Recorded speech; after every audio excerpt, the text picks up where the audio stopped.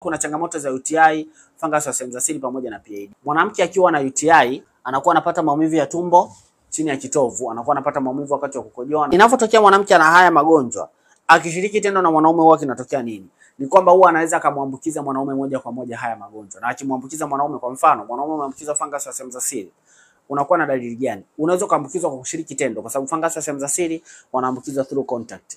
Kwa kushiriki naye tendo huyu mwanamke, na kibaya ni kwamba fungus wa sehemu za siri hata ukitumia kondomu huwa anaambukiza vile vile. Mwanaume huwa anapata miwasho mikali kwenye sehemu zake za korodani. Korodani zinakuwa zinamuwasha na zinakuwa zinachubuka, zinakuwa kama zina vidonda. Anapata mabaka meupe kwenye kichwa cha uume na pamoja na kwenye shaft ya uume. Hao ndio fungus wa sehemu za siri.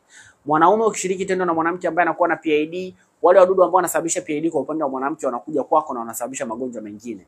Kwa mfano, mwanamke alikuwa na PID ambayo imesababishwa na Neisseria gonorrhoeae, basi wewe mwanaume utapata gonorrhea, ambapo ukiamka asubuhi utakuwa unajikuta kwamba unatoka usaha kwenye sehemu ya uume. Unapata maumivu unavyoenda kukojoa, lakini unaweza kujikuta hata mrija wa mkojo unaziba kwa sababu gonorrhea huwa inachangia kusababisha changamoto inayoitwa urethral stricture.